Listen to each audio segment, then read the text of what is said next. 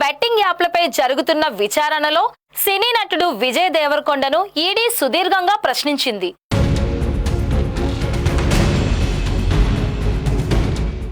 4 గంటల 30 నిమిషాల పాటు అధికారులు ఆయనను విచారించినట్లు సమాచారం.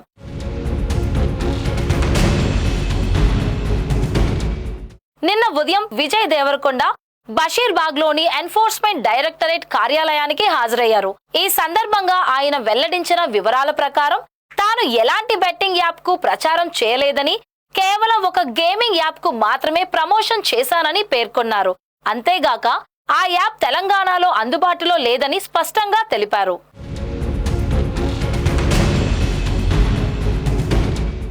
బెట్టింగ్ యాప్స్ వ్యవహారంలో ఈడీ దూకుడు కొనసాగుతోంది. ఈ కేసులో రెండో విడతలో నటుడు విజయ్ దేవరకొండను ఈడీ విచారించింది. యాప్స్ నిర్వాహకులు విజయ్ దేవరకొండకు ఏ విధంగా పారితోషికం చెల్లించారు, ఎంత చెల్లించారు అనే కోణాల్లో ప్రశ్నించారు. ఇందులో మనీ లాండరింగ్ జరిగినట్టు భావిస్తున్న ఈడీ ఆ కోణంలో విచారణ జరిపింది. విచారణ పూర్తయిన తర్వాత విజయ్ దేవరకొండ మీడియాతో మాట్లాడారు.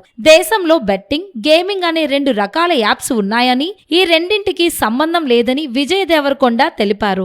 దేశంలో చాలా రాష్ట్రాల్లో గేమింగ్ యాప్స్ చట్టబద్ధమైనవని ఆయన చెప్పారు. తాను చట్టబద్ధమైన గేమింగ్ యాప్స్ కు మాత్రమే ప్రచారం చేశానని చెప్పారు. తాను యాప్స్ నిర్వాహకులతో చేసుకున్న ఒప్పందాలు, తీసుకున్న పారితోషికం గురించి ఈడీకి తెలిపినట్టు విజయ్ దేవరకొండ తెలిపారు. గేమింగ్ యాప్స్ అనేది దేశంలో చాలా రాష్ట్రాల్లో లీగల్ అన్న ఆయన తాను ప్రమోట్ చేసిన A23 యాప్ అనేది తెలంగాణలో ఓపెన్ అవ్వదన్నారు.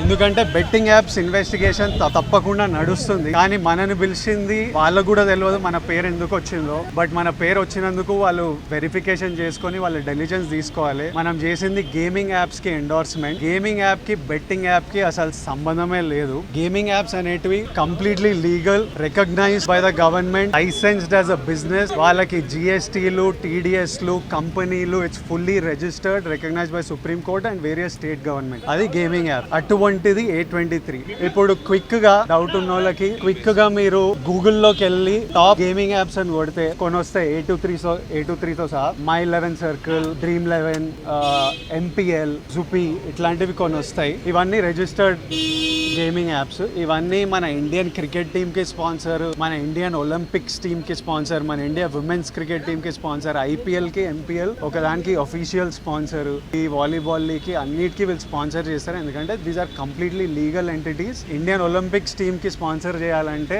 లీగల్ ఉండాలి. ఫస్ట్ ఆఫ్ ఆల్ ఈ గేమింగ్ యాప్స్ ని, ఈ ఇల్లీగల్ బెట్టింగ్ యాప్స్ ని మీరు సపరేట్ చేయాలి. అది జర్నలిస్ట్ గా మీ రెస్పాన్సిబిలిటీ.